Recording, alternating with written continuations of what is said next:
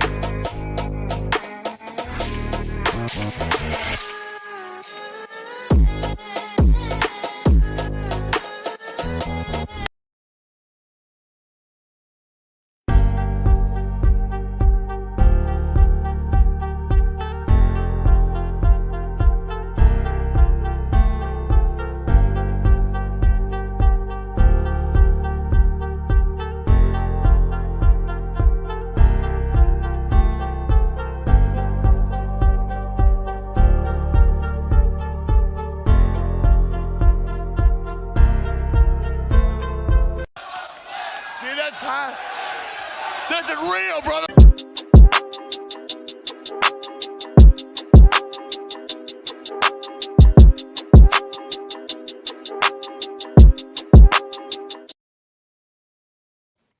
And we are live. Ladies and gentlemen, welcome to the Russell Pierce Raw Review. I'm your host, Ibu Russell Pierce, better known to many of you guys as Back of Hangman. And back for another week with my main man, Rob of the C Nation, formerly of the Island of And we're here to talk about last night's episode of Monday Night Raw, a return to USA Network, a fairly eventful show, a great crowd on hand in Texas, sold out in Austin, Texas. And we're going to break it down for you guys. We're going to talk about Monday Night Raw. And we're also going to talk about some other surrounding things with WWE, one of which is the SmackDown quarter hours, which dropped. And, we got some news there and some notes. Brother. We got some notable news and notes there regarding the SmackDown quarter hours, as well as who was the peak of the show and who was not the peak of the show. So we'll talk about that. We'll talk about Monday Night Raw. And if you're just tuning in and if you missed my tweets or if you just happen to be locked out, I have some news for you guys. I got some breaking news for you guys. I will break that at some point in this show as well. So stay tuned for that. I think it's news that'll make most people pretty happy and excited. So without further ado, guys, make sure to like the video if you have not liked the video. Make sure to comment, subscribe if you have not already, and send us some super chats. I want to hear everybody's perspective, man. Remember, you guys can make this your podcast. It's not mine and Rob's podcast. It can very much be your podcast. You can control the pace and dictate where we go by sending us super chats and giving us your takes, your opinions, and you could ask any questions that you'd like to ask. It doesn't even have to be directly about Raw, but yeah, man, send us super chats. We'll read all of them on air. We appreciate them greatly. It helps the show survive. It helps the show continue and thrive, and it will dictate the pace for this episode of the Raw review. So, yeah, man, make sure to like the video, comment, subscribe. Rob, how are you doing today?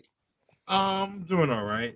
You know, last night was a very, very good. It wasn't as great as last week, but it was a very good still episode of Monday Night Raw.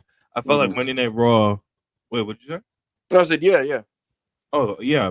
No, but I was saying, I felt like Monday Night Raw last night hit on a lot of things that were trying to get set up for Bash in Berlin. Right. I feel like this time around, I feel like we're getting there to where we want to get to with Bash in Berlin, as well as with SmackDown and what they did on SmackDown. So we'll talk about that today. We'll talk about all that today. Absolutely. We'll break down all that stuff. I'm already seeing some slightly whiny replies on my Twitter about the Cody rating, but slightly whiny. They probably have the same point as me. We'll get to it for sure. We will absolutely get to it. But again, guys, please make sure to like the video, comment, subscribe, send us some super chats. And again, if you're just filing in, we got some news for you today. So hope you appreciate it. Oh my God, why am I hearing myself? Yeah, I really I gotta say, guys, I didn't really have to work too hard before doing these podcasts. Now that I'm like working to get information to supply you guys, which I'm supplying for free, it's a lot harder, to be honest with you. Sometimes I'm able to retrieve information. I feel like I'm talking like a stealth agent, but sometimes I'm able to retrieve information that I can't actually report yet.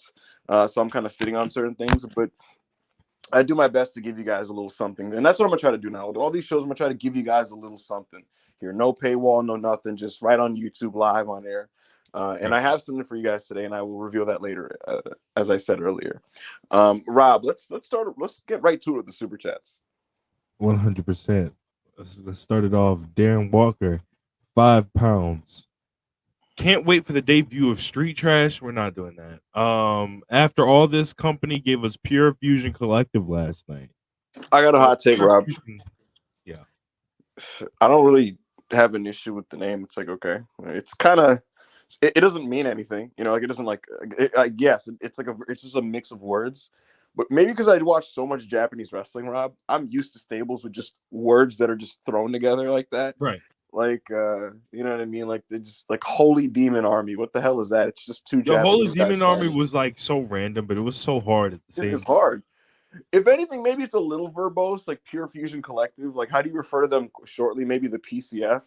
I didn't like Blackpool Combat Club at first initially, and I thought it kind of sounded cheesy, and then I got used to it. You know. Now I just like the group for different reasons, but yeah, I don't know, man. It's whatever. Street Trash would have been awful, and I get this feeling that they're gonna stick with Judgment Day. Maybe I'm being naive, but I feel like they should. I feel like they workshopped a couple names and they said, "Nah, fuck it, it sucks," and we're just gonna stick with Judgment Day. Yeah, no, they should, and Street Trash would absolutely kill the group. Like it would kill the group. Right. Samganda Chanko 35 Czar. Thank you for the super chat. By the way, Samganda Chanko 35 Czar. It's clearer and clearer that this is Braun's promotion. The guy. Would you burn a Goldberg Braun match at Bad Blood because it's Georgia? Maybe. You know what my problem with bringing Goldberg back is? There's not as much money in beating Goldberg as there would have been 6-7 years ago, Rob. Because if you actually look at it, Goldberg's done a lot of jobs recently. He jobbed to Roman and Drew McIntyre clean. He jobbed to Roman at Saudi. He jobbed to Drew at the Thunderdome Rumble. So it's like, if you really look at it, it's like Goldberg's been beaten. And for Braun Breaker to beat Goldberg and for it to matter, it's kind of like a smaller scale version of what I've been saying with John Cena. You got to make the veteran like rattle off a bunch of wins first to regain credibility to then lose. And I don't think anybody's, and I love Bill Goldberg, but I don't think anybody's trying to see in 2024 Goldberg return and smoke a bunch of people, you know? So to me, like, it would be cool. And I mean, look, when you look at Braun Breaker, he's a mix of freaking Rick Steiner, Scott Steiner, and Goldberg. So like, you almost feel like you need to, or you should do something with him and Goldberg. But again, it's like Goldberg's coming off a couple losses. Like his last few matches, I think even didn't Bobby Lashley beat him at one point in 2021? Like Goldberg's lost a handful of matches. He's put over a lot of the top dudes in WWE. To me, like it wouldn't hit as much. Right. Like he's already put over Roman. He's put over Drew.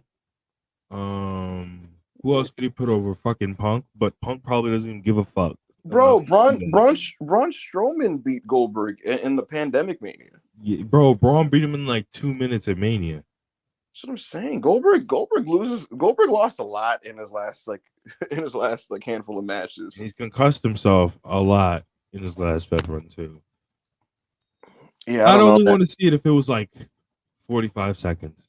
If Goldberg's like last handful of matches were just dominant wins, then I'd be like, yeah, bring him back and then let Braun Breaker smoke him. But that's not what he's coming off of. So like to me, it's just that's my whole thing. It's about momentum. If Braun Breaker beats Goldberg, I'd just be like, okay, like whatever. Same with John Cena. I think John Cena personally, Rob. I think when he comes back, I think he should do like 1 to 2 jobs his entire retirement run. Because to me, it's like you should be telling the story that like I gotta show people that I still got it because like I've been losing a lot and so on and so forth. I want to be the champion. I want to be the man again. I have one last run in me. And the you have 2 jobs. This is what you do. Listen, he rattles off some big wins. He gains the confidence. He feels like he's the man again. And then he makes it back to the mountaintop. Hiroshi Tanahashi 2019 style. And it's like, I am still the man. I am still this guy, right? And he's back to kind of having that kind of poise, that ace vibe of John Cena, like big match John, he doesn't lose. And then finally someone knocks him off. And then maybe if you want, you can do another like big job to end his career. I think that's how Braun should win the world title. If you want, you can do that. If you want to do John Cena beats Gunther, he holds the championship for a couple months. Braun Breaker beats him. Totally fine with that. Yeah, that's what his 2 jobs should be. If his 1 job is not the not when he loses the world title, like if I lose the world title I retire kind of thing. I think it should be to lose the world title and to put Braun on the Braun over on the way out. Before we move to the next super chat, I want to be momentarily narcissistic here. Some Ganda said that this is Braun's promotion, and I want to take a victory lap, Rob. I already made this tweet, so if you already saw the tweet, bear with me. But I should make the point on air.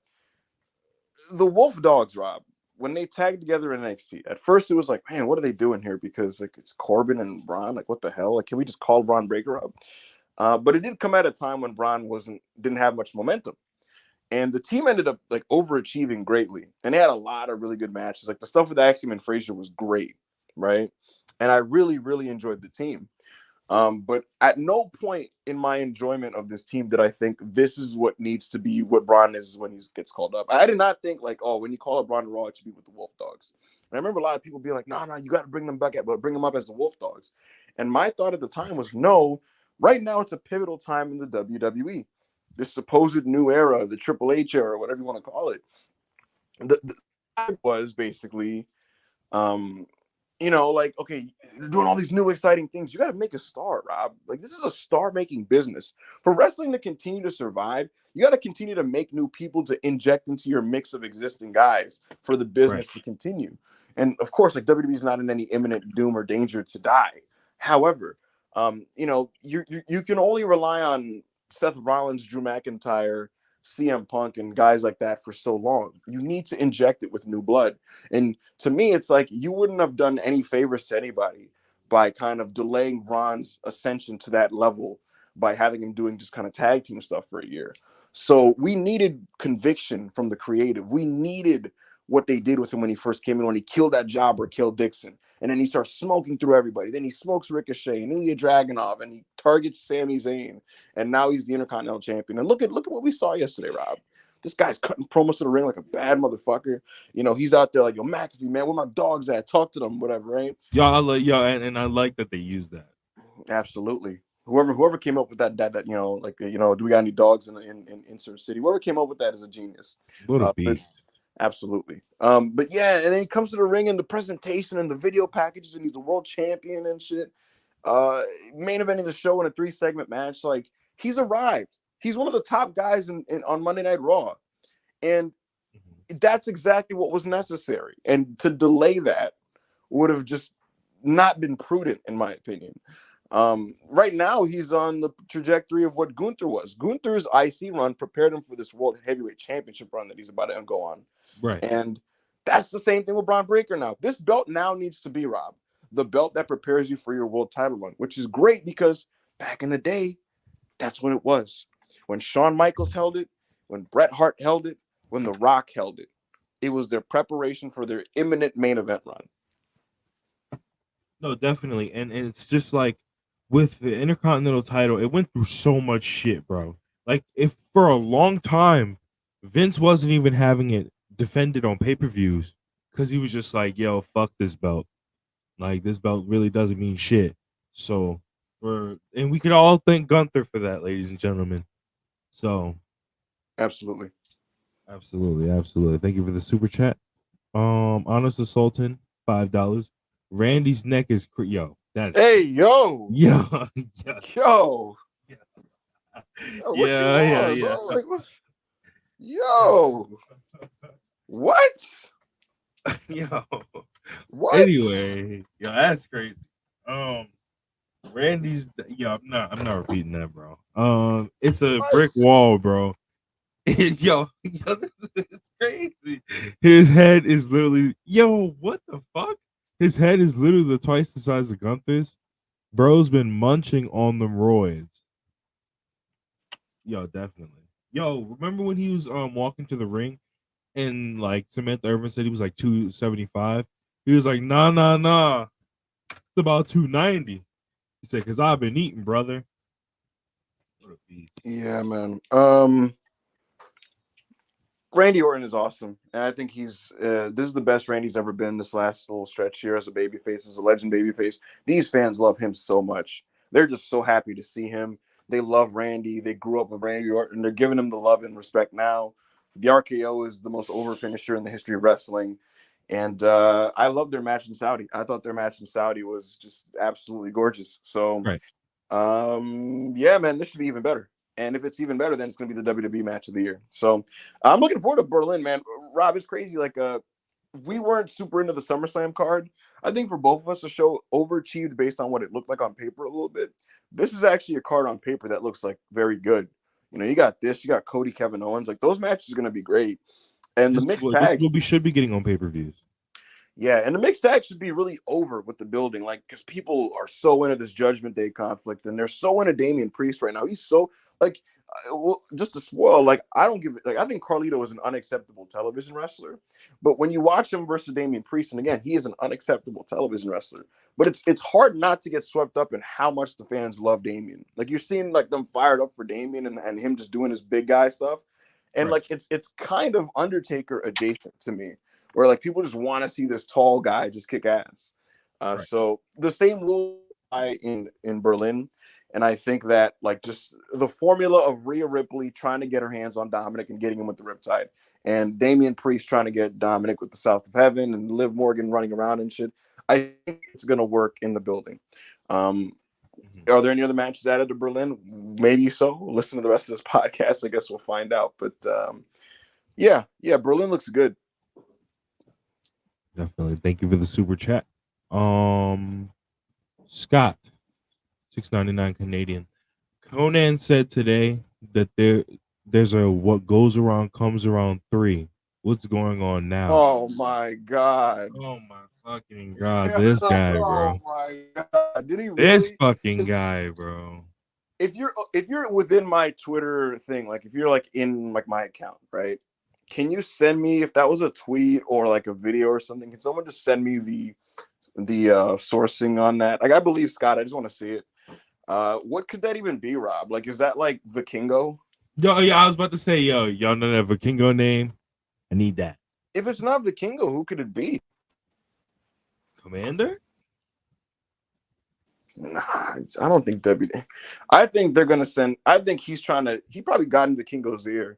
I think it's insane, by the way, that he's so mad at Tony that he's just going up to wrestlers that he knows and he's like, "Yo, fuck that guy. You know, go to WWE. Go to WWE. Be a real star over there. You know, Tony Khan, he doesn't know what to do with luchadors." And they're like, "Carnal, but what about WWE? Do they know what to do with luchadors?" He's like, "Hey, trust me. Okay, listen, I know what I'm saying. Okay, just fucking go. I'd rather be in the fucking LWO than Death Triangle member number 56, okay?" and they're like, okay, Conan, you know. So my mind goes to Vikingo personally. I don't know if that's what it is, but someone send me that. Bro, it could literally be nobody else.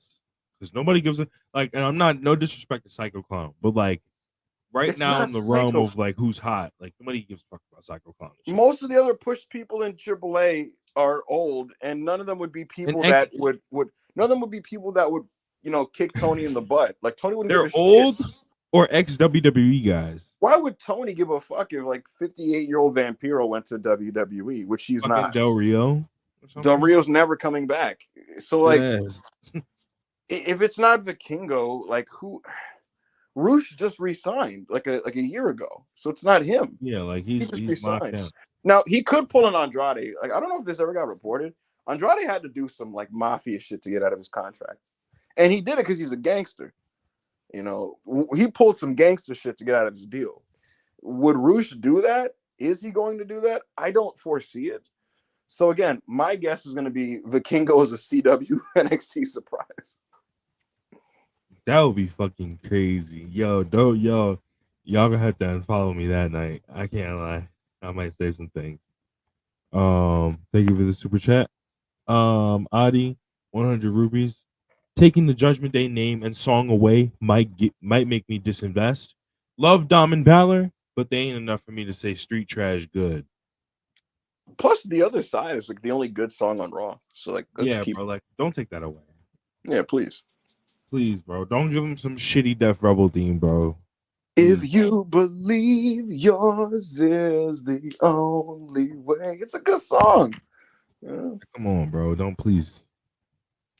We'll pay you whatever money you need to keep the song, please, bro. I'm not giving WWE shit, but you know. Yeah, well, Adi, 100 rupees. Any idea? Any idea why Paul won't do all-star tags to intersect feuds and pop numbers? Seems like a missed opportunity. Also, Dragon and Braun needs to happen. I don't care. Yeah, I agree. I'm glad Dragon Lee's back on TV, or like back at TV, I should say. He wasn't on TV. He wrestled Kaiser on main event. My God, could you imagine this episode? And I enjoyed last night. Could you imagine if this episode if Kaiser Dragon Lee was in hour one? You're looking at an awesome show. What the fuck is Hunter thinking about? I don't know. Well, you know what it is, bro? Like priority is like he wants good matches, but he is prioritizing now. What the fuck? Yo, what makes you sit here and be like, yo, after the match Kaiser just had last week, it was phenomenal. I'm gonna do Kaiser and Dragon Lee. I'm gonna do that on main event. You know what's gonna fuck the streets up? You know what's gonna fuck the game up? I'm gonna do Damian Priest and Carlito to start Raw. You know what's crazy about it, Rob, is like imagine the same angle where Priest is beating up Dom and then he's fighting the Judgment Day members, right? Instead of watching him and Carlito wrestle for 9 minutes, he could have just beat his ass in the very same angle, choke slammed JD, and you do still make the point that Damian's a badass, and then you free those 9 minutes to give us Kaiser and Dragon Lee. Bro, what the fuck? Yo, I've never seen some shit like this before, bro. Yeah, it's pretty crazy. The thing is, Hunter. It's because Hunter. The priority is like the characters that are in the mix in the rotation that are building the pay-per-view that are going to make pay-per-view. It's just enriching their stories as much as possible. If this was versus NXT in 2019, when they versus AEW, versus AEW, he would have did Dragon Lee versus fucking Kaiser in like the first hour. Yeah. So hopefully Dragon Lee gets rid of the TV soon. Rey Mysterio still was not at TV. I get the feeling, when he's back, they may give them some shit. And hopefully it's sooner than later because Dragon Lee's great. And the other thing is like WWE, especially on Raw, they're showing that like when they're committing to getting you over, they can do it pretty easily. Like when actually are trying to, like with Braun Breaker, it's obvious they are trying to make sure he's over. They are trying to get over Bronson Reed, and look at how that's paying off. Odyssey Jones, like in 2 weeks, he's already like now a solid little character on the show. So yeah, like if they wanted to make Dragon Lee a stud, I really think they could. And I'm going to continue to bang on that drum until it happens. So we'll see what happens there. We'll see how the Lucha Brothers are implemented and what show they're on. I'm leaning towards SmackDown. I think they're going to go to SmackDown, but we shall see. Definitely. Thank you for the super chat. Adi, another 40 rupees. Okay, Raw. Great main event. Hot take, but Braun and Sammy good. I thought from the Creed Brothers match to the end of the show was very enjoyable. And I'll explain why, and I'll talk about it. It's nothing like mind blowing, but yeah, I was a big fan of the Creed thing. I was a big fan of the segment with all the four main eventers. No, definitely that was great. Oh, by the way, to address an earlier super chat about AllStar Tags. That's the thing, dude. I remember a big staple of the WWE TV I watched as a kid was, oh shit, this main eventer and this main eventer get to tag against those main eventers. It's always so cool to me. I remember being like, because I couldn't afford pay-per-view, Rob, and my parents wouldn't buy me wrestling pay-per-views, right? So my way of watching the stars wrestle was the TV shows where, oh shit, they're putting John Cena with Batista? What? To face Shawn Michaels and Undertaker? Like they would do that type of stuff. And that, like, I used to be so into that. I remember like being a kid, and I remember watching Raw, and I'm like, oh shit, I gotta stay up late and I gotta go to sleep. But I would sneak watch it in my room, and it's 10:50, and there's 10 minutes left in the show, and we're still doing entrances, but big main eventers are coming out. So I'm like, I don't give a shit. I don't even care how good this match is. I just want to see the big stars fighting each other. And the point I'm getting at is that was such a bread and butter staple from the Attitude Era to the Ruthless Aggression Era, and then it died off in the last decade. But like, could you just imagine? I go to a DQ. I don't give a fuck. I just want to see them fight. Could you I will imagine? say, what's up? That was a good part of Punk's Collision, and like the collisions going forward when it would like be a big pay-per-view on Sunday, and then on Collision you would get like him, FTR, and like I don't know, fucking give me a name, Darby versus Swerve, Christian, and fucking I'm trying to think of a heel tag team. People are saying Penta replied to Russell Pierce. Let's see. What's Penta's Twitter handle? Penta L0M. Penta L0M.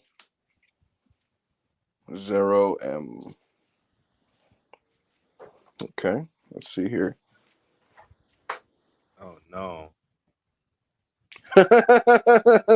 He said, please stop posting fake news. My present is AEW.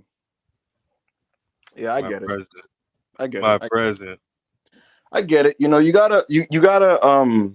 can't admit to tampering. You know what I mean? Like you just can't do that. Well, I mean, like, not that like you'll get in trouble, but like it's just bad business. It makes, because Tony, if he admits to tampering or he admits to anything like that, right?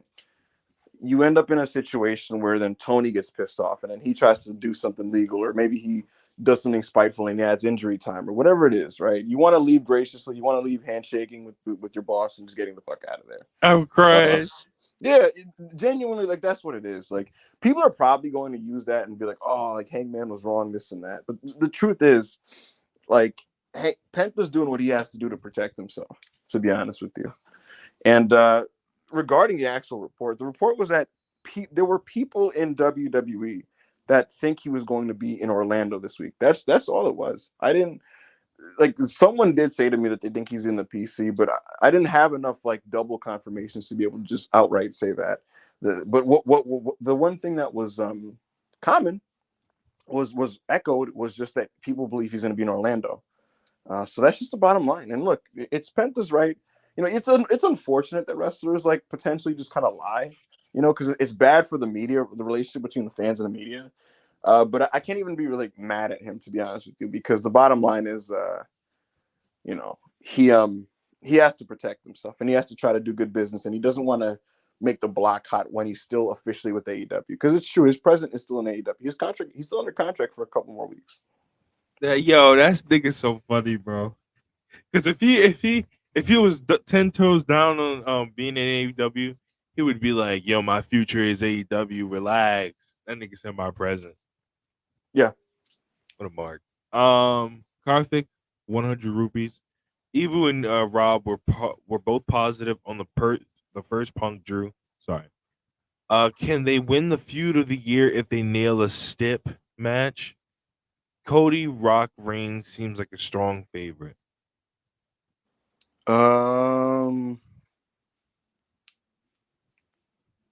It depends on how good the match is. Why is people are like replying to Penta made another tweet saying no more gossip, my presence AEW. Why are people in the replies like thinking this is a confirmation that he's staying?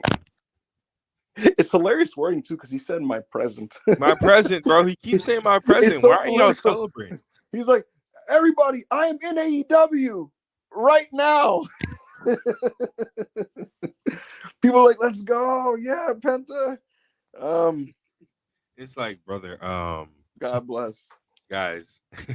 Yeah. Y'all read? Yeah, he is still under contract, man. He's still under contract to AEW. It's not like Bobby, who allegedly his deal expired last week, but I have some suspicions about his situation. But anyways, let me. Someone said this is peak luchador behavior. Yeah.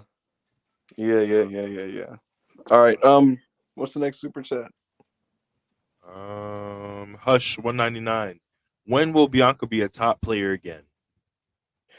Yeah, I don't know. I just got a message, Rob, that said, quote, look, I can confirm Penta will be in Orlando on Thursday. Said,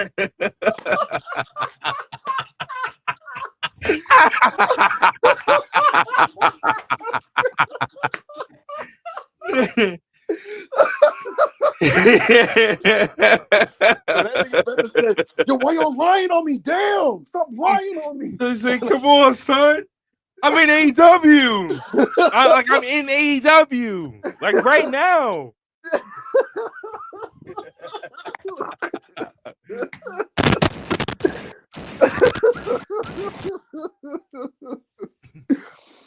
Oh my god. Oh my god. That nigga's funny as hell, bro. Oh my god.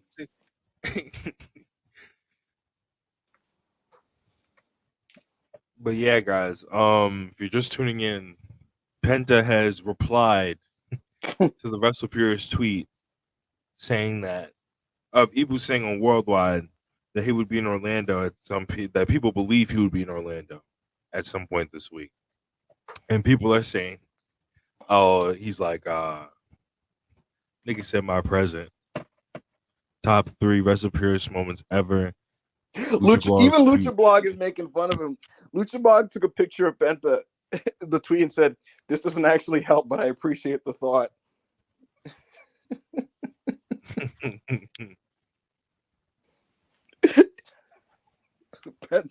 You know what? I've decided Penta's a beast. He's literally attacking my credibility, but I've just decided he's a beast.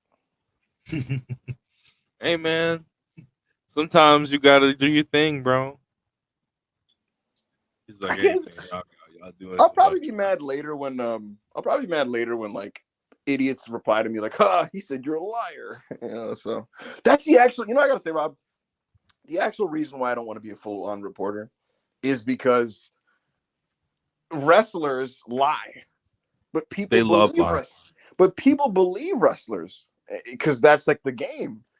And so if I say something and a wrestler goes cap, even though it's not cap, you have to deal with like just the dumbest people who are like, you got exposed and cooked by this guy, and it's like, no, I was not.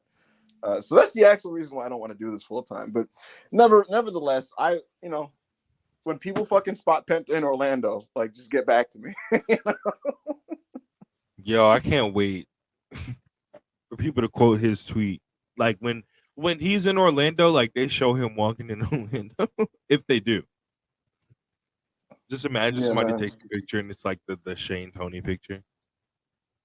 Yeah, man. That shit is crazy. But yeah, when will Bianca ever be a top player again? The thing is, she's still heavily pushed and protected. She's just in this mid-card thing to help Jade Cargill out. Once one of them turns on the other one, then Bianca will be back to being a singles. She'll have a match with Jade Cargill, and then she'll go from there. I'd like to see her get back to wrestling Rhea Ripley. I feel like that match has been delayed now a year, because I felt like if Rhea didn't get hurt, I felt like we could have done that at Mania next year. I wanted it to be in the Mania. I was tweeting about it all night before she got hurt. Yeah, yeah. Now that like Rhea's in a slightly different trajectory, and now that she's a babyface, we have. I don't know if we get to that at Mania, and also knowing Hunter, he might just do Jade and Bianca there. So we'll see. I'd like Io and Rhea at some point as well. Definitely that too, because they teased it multiple times by now. Thank you for the super chat. KO 50 Mexican pesos. No 3 milli Roman. Oh, brother. No big needle. No big needle move. Yeah, where's the chain snatching Big Rome? P.S. The streets are saying Evo also pitched the Awesome Truth return.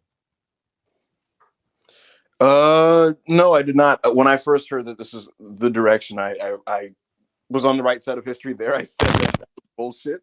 I said we didn't need it, and 7 months of our time wasted. So I don't know. Well, you're just wrong.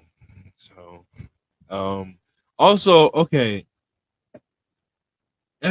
First of all, everybody really thought Roman was gonna kick off the show. First of all, and if y'all know 1000%, if they said Roman Reigns will be there and he is kicking off the show, that shit would have drew a crazy number.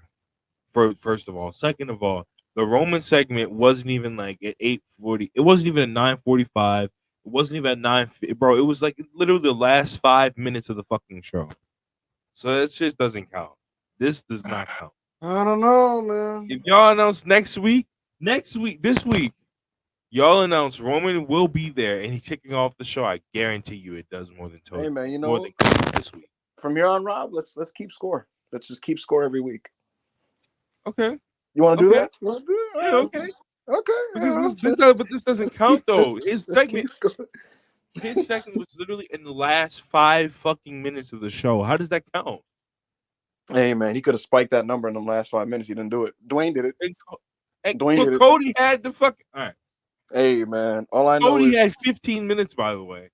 And it's funny. Ryder Watson in my replies, he said a very rational comment, to be honest. But for agenda purposes, I'm not going to acknowledge it. He said Cody's segment had no ad breaks at the start, and Roman's had an ad break, and Roman was coming off a DIY Pretty Deadly match that caused a big tune-out. The fact that Roman got it back to 2.36 when it was at 2.09 is more impressive, to be honest. Exactly. So stop, bro. His point is that he's basically saying Roman got 300,000 people to pop back in for the end there after DIY was and Pretty Deadly were putting people to sleep. That's a fair. Come on, bro. This nigga started the show. I bet you if you reverse it, Romans will do a bigger number than Cody's this week. You're so mad. You're so. Thank you for the super boy. Chat. Sean Ross app said more Lucha Brothers gossip coming to Fightful today. Yo, we did. Sean's like, all right, bet I got it. Don't worry. He's like, yo, you remember how Ye was like, don't worry, Dad, I got you. Sean is like, yo, don't worry, boo. Help is on the way. Oh boy. Yo, Penta, just I was gonna say call me, but like I know what I'm aware of the game being played, and I just can't be mad. It's like you have to protect yourself. That nigga does look crazy now. Thank you for the super chat. Caden Lee of the Performance Center, 199, had a good time at Raw, but the in-person pacing is odd. Now, I will say, as a person, I haven't been to a modern Raw, so I don't know what it's like. No, bro, with the Raw I went to, it was mad boring, bro. It was still like, because it was still one of those Raws where, what do you say? Which show did you go to? What happened on it? It was the go home to Rumble when it was like Punk, when they did Punk Cody face off, and then they did Chad Gable versus Ivar was good, but they also did Valhalla versus Ivy Nile, which is bad. And I think the main event was Drew versus Damian Priest, and this was pre world champion Damian Priest when he was still phoning it in. So it's just kind of like a regular show. I got you. Yeah, it's a regular ass show. Not good. Hold on. Not good. But yeah, it was super chat. I gotta reply. Now I'm being hit up by wrestling people. Just take the next super chat. All right, Karthik, 100 rupees. Do you anticipate Punk and Drew going to a trilogy?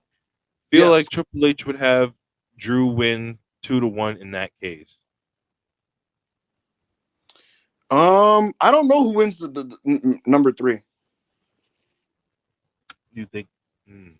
Because there's no way. Because WWE matches don't have time limits, so they couldn't really go to a draw unless they did like a last man standing. And even then, we would still have to have a winner. So hold on. Yeah, just take the next one, Rob. I think they would go to a trilogy. I think the trilogy should. I mean, it should have been Hell in a Cell, but it looks like they're not doing that at Bad Blood. Look like it might be somebody else.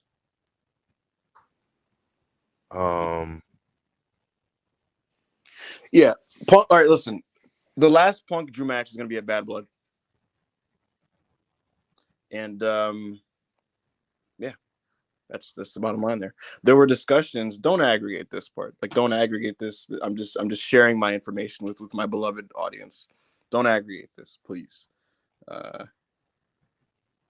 They were trying to figure out when to do the second one.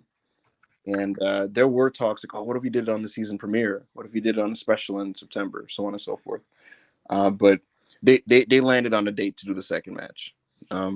But right now in Atlanta, the third match is going to be the Bad Blood match. So that's kind of the deal there. All right, what's the next super chat, Rob? Next super chat is Austin Kinkle, $2. What's with all the random 3-woman factions? Yeah, it's very interesting. There's a bunch of trios now. I don't really know. I said it, and I'm like, I was thinking about it last night, but I think that it's way better that they're doing this now because it kind of gives. Because remember, like a couple months ago, I was saying I don't have any interest in the women's tag division, but now since Dakota's hurt and Asuka's still hurt, we got the Sky Pirates back, and the Sky Pirates are fucking looking like the Sky Pirates from NXT again. So, like, all these random 3-woman factions are kind of good because it makes you kind of like actually give a fuck about the women's division, not in terms of like the women's tag stuff. Well, because we already do give a fuck about the women's single stuff, but it makes you give a fuck about the tag stuff a little bit more. So, at least in my perspective. Yep. The super chat. A wrestler just DM'd me and said Penta's a fucking liar.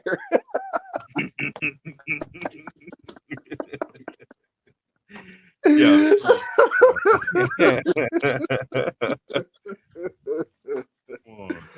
Oh man. All right. Thank you for the super chat. Joshua Toffee, 199. Ibu, the new Woj of wrestling. Maybe. Again, like I said, I don't want to do this shit full time. I just want to do it enough to be able to pop ratings on my fucking podcasts. I can't do this full time. I don't need the DMs, dude. I don't need people trying to dox me because they're mad at the scoop I made. I don't need people, just getting irrationally angry at me over like information. Because the thing about news, Rob, is like, I'm just saying what's going on or what's happening. It's not like my opinion or anything. Like for example, if it's news that's bad news for AEW or good news for AEW, like that's not like a cosign of like my belief. I'm just saying what's happening. Like this thing is happening. That's the worst thing about like being a reporter, like watching people be reporters. Is like all this information is. You always hear people say, "I was told," "it was relayed to me." Basically being like, yo, this is what somebody told me. I'm not saying that this is 100% concrete gonna happen, but everybody has to take everything at face value and be like, yo, this is what's gonna happen. It was clearly said. Wait, why are people talking about Joe Holbert in the comments? What? What did Joe do? What's going on? What's people in the comments talking about Joe Holbert? Did I miss something? Oh, Joe said link me. Let's go. Oh yeah, I got you. Rob, you, Rob, send Joe a link. I got you, Joe. Don't worry. Got you there. Hold on, let me find review.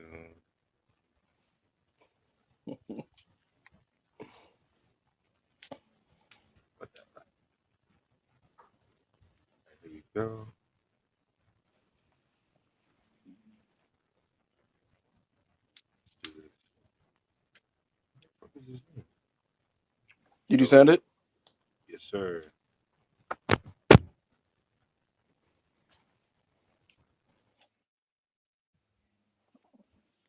I'm about to tweet this link again and pop another number when Joe comes in.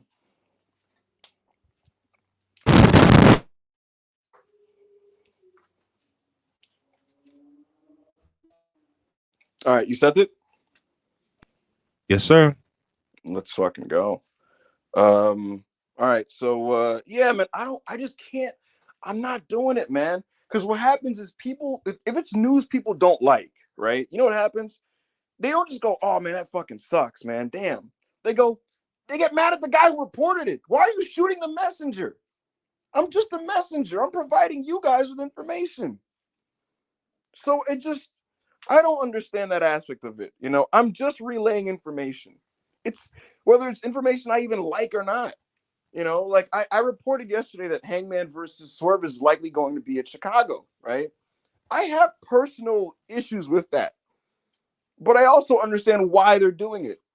And when I reported the information, Rob, did I attach any opinion? No, I just said, hey, this is what they're doing. Because that's how it is. And you know, there's been so much debate. Thankfully, that's nothing I got attacked for. But I'm just saying as an example, like, I'm just passing information. So I don't know. Now Murph is bothering me. Like, oh, bro, what did your casino tweet mean? But I just posted a fucking clip. Yeah, let me He posted the clip. Oh shit, we're here. We're here. Oh my god. We're here. This is like Penta when he first walked on Dynamite in Damian's place. Like, what the fuck? All right, I'm gonna be quick. No, you're not going to be quick. We're going to force you to stick around as long as possible. I'm booked elsewhere. I'm not going to promote it. I have respect for this show, but I'm booked elsewhere. I have to go in a minute. But unfortunately, you just blew my high spot because Murph, for the first time ever, Murph and I are upset about the same thing. Because I am now, my public image now is friends with Eva of Wrestle Purists. So when you posted the casino clip, yes, I got four DMs, bro. Who re-signed, bro? Who re-signed? And I'm thinking, if someone, I feel like we are friends. You probably would have told me, but I'm going to ask anyway. You know. So I DM who re-signed, and then I realized that on the timeline, Penta has already called you a piece of shit. So then I'm thinking, this is like his DMs must be crazy, which I assume they are, right? Which is fine. Well, you know what's funny? It's a lot of people in the business laughing at Penta being a carny. Right, that's the game, right? God bless. And then I get the reply back of no one's re-signed. It's just just a tweet for the sake of it. Dude, you're on private now. There's not even a reason to do this. What are you doing, man? Come on. It was so as friends. When I saw this Joe DM, I'm like, he's gonna be so mad at me when I just say him. I was enraged, dude. Enraged. So I checked back my replies, and people were like, "Let's fucking go, Daniel Garcia, stay!" And I was like, "Huh? What are you talking about?" That's what my DMs look like, bro. I'm gonna let you guys know something directly right now, right? Guys, if I have big news to break for you, I don't do that gift shit. I don't do that clip shit. If Daniel Garcia re-signs with AEW and I get that information before anybody, I'm either going to hype up my show and break it on the show, or I'm going to go on Twitter and just quite simply tweet Daniel Garcia has re-signed with AEW. I'm not going to go, here's my avant-garde way of messaging this to you guys. No, I posted that clip of Sam Rothstein, working the numbers and fucking around and just, doing the last little narration. You know why I did that? Because I like the ending. Casino's a great movie. It's a great film. It's fair. Also, partially, I'll admit this. It did have a double meaning, but it wasn't that. I took a nap, and right before I took a nap, Hangman's page debates began on the timeline, and I said, "Yeah, I'm gonna take a nap." And then I woke back up, and the entire AEW fan base was swallowing itself, just beating the shit out of each other, and it kind of reminds me of the Wild West. It's just a lot of people shooting each other and killing each other. And in Casino, what happened? People turning on each other, smoking each other. And who came out on the other side? The guy that was trying to lay low. And in this case, it's me, Evil Wrestle Pierce, who has a fucking private account. And so I'm sitting here and I'm like, yeah, man, I'm still here. The Tangiers is destroyed. And, You know, everybody's dead, but I'm hanging around. You know, just doing my thing with these numbers. You know, and that's that. Well, okay, I didn't think of that. You know what? You've actually won me. I know I think it's the people's fault for DMing me. I think you're fine, actually. I think you're innocent after all. The people, this is fun. They don't understand art, Joe. You know what I mean? They don't understand art. I'm just now pondering the House of the Rising Sun comp at the end of Casino. That, but with Twitter.com. Yes, I'm telling you, that's what it is. The Tangiers and all that shit is just crumbling and destroying. All these people that got shot, all these people that got buried under a thing. I'm seeing AEW fans stabbing each other and shooting each other. People that were friends a year ago, now they're like, you motherfucker, you motherfucker. You know, people getting killed. I'm going to go because this is your show. Okay. Rob, please continue to keep Ibu in check as you always do on Tuesdays. Wait, Joe, before you go, I have to do this on air because you're a piece of shit and I have to take the victory lap. Guys, when the draft happened, you know, Joe was like, oh, yeah, Blue Brand, man. We just, you know, wine. We're adults over here, you know, Randy Orton, AJ, right? And through some savvy maneuvering, even though he's quite a cuck, Adam Pearce has put together a real radical show here. The bottom line is Raw is punk rock. It's Woodstock. It's open. It's eclectic. It's jazzy. It's effervescent. It's diverse. And on SmackDown, it's just very one note and standard and dreary and one pace. It's just interesting how things have shaken out. We have Braun Breaker, you know, and I just wanted to point out to Joe that he lost. And I wanted to say, let's see who's talking when Uncle Alan gets back in the game. All right, let's see. Let's just see. Let's just see when Andrade or Idolo and AJ Styles kick off the USA Network era of the Blue Brand. Oh my God. Let's just see. Rob and I were doing a SmackDown review on Wrestle Purists. Oh my God. Hey, man. We'll see. You're not wrong, man. Let's be real. Yeah, Raw. Right. Well, it's better than SmackDown, you know. It's because you did that, I am going to promote that I'm now going to do a show of Grapple. Also, announcement, we may be doing Hanging with Holbert tomorrow. Maybe, but don't tell anyone. Shh. All right. Yeah, don't bye, everyone. Bye, good show, fellas. Okay, take care. Let's do this. You know what, Rob? As long as people don't snitch, you want to read this new Fightful report on air? What's up? What is it? All right, guys. Because technically this is fucking with Sean's business, but you know, if you guys, you know, whatever. Fightful reported last week that Penta openly told some close to him that he already had some conversations with WWE this summer and indicated he didn't want to go to NXT, and that he and his brother were a package deal. We're told by WWE sources that the latter wouldn't be an issue as they've been long interested in Phoenix anyway. Penta pushed back on reports of such, but numerous sources close to Penta also said he claimed he'd be in Orlando this week. This nigga, Let's bro. go! This nigga, bro. Oh,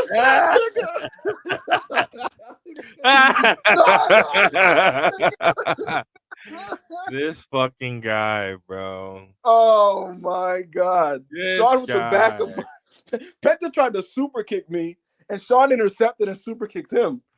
No, you know what you did? You did the Ishii. Ah! Exactly. Let's go. Penta's a fucking liar. And then he says, all right, it says, Penta pushed back on reports of such, but numerous sources close to Penta also said he claimed he beat Orlando this week, but didn't specify as a performance center business. Penta does have a booking in Mexico on Thursday. From the AEW side, there were several who said they suspected something like this had happened, but still were shocked to see it in print.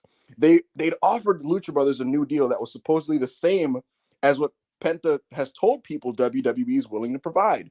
Keep in mind, various details are claims from talent directly, and because of the contractual nature, haven't been confirmed. Among those claimed from Penta to friends, Penta was talking too much. That's what I'm getting. That's basically what this report is. This nigga was talking. This man's backstage. He's like, Bobby, yo, they give me 700 bands. Yo, we out there. Yo, we're gone, nigga. Like, yo, we gone, nigga. We fucking gone. And now they all go to Sean like, okay, so he says he's making a 700, and it's like,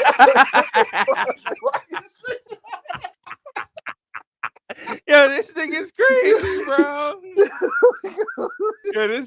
Why do you, yo, have y'all ever heard of like when niggas be trying to give y'all money? Have y'all ever heard of maybe I should just not tell people how much I'm gonna make. Maybe I should just keep that to myself.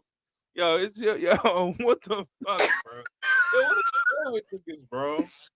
Yo, back then I miss in the 80s when niggas used to go to Atlanta. They didn't tell niggas, yo, they paying me. They paying me I can't lie. in Atlanta. Penta, if you wanted, bro, you should have hit me up, and I would have given you advice on how to lay low, bro. Like he's trying to pick a fight with me to stay safe, but it's like, my man, just don't say anything. Just, you tweet. Don't refute the report. Just tweet, I am contracted to AEW. Hey, bro, I am still with AEW. I am with AEW, and then you plead the fifth. Let's finish this report. It says, among those claims from Penta to friends include the claim that his deal has already expired. So Penta's telling people his deal is done, which would make sense why he was planning on going to Orlando this week, because he's probably like, nigga, I'm free. And he's like walking over to Orlando like, I'm fucking free. It says that he remains on the AEW roster page. And there were several within AEW that said if his deal actually hasn't expired, the company could tack on injury time to both. A claim internally was that the Lucha Brothers didn't want to do business in the appropriate ways that many exits from the company and other companies in general have done in the past. It's kind of a weird. The bottom line is exactly what did I fucking say earlier, Rob? They don't want to do bad business. They're trying to leave peacefully, because if they don't, Tony's gonna fucking pistol whip them.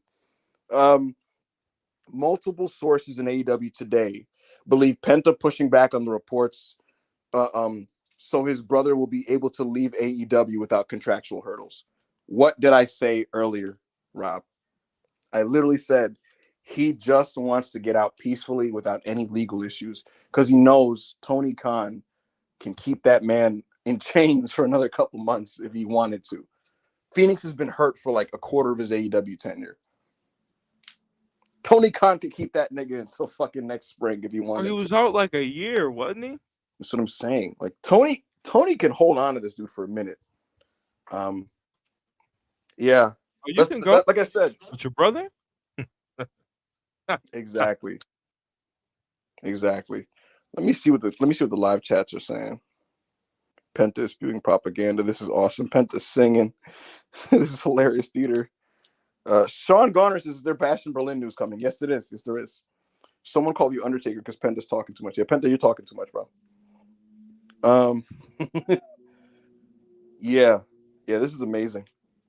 I appreciate Sean Ross Sapp. Really, really do, because, like I said, wrestlers kind of like doing the whole "this is fake news" thing. Like, that's damaging to the media, and that's why the media kind of has to stick together there and try to corroborate things that they've heard as well. So there you go. That's the news on the Lucha Brothers. What's the next super chat, Rob? All right, the next super chat. Raheem Madani, 199. Any more AEW people leaving soon besides Garcia?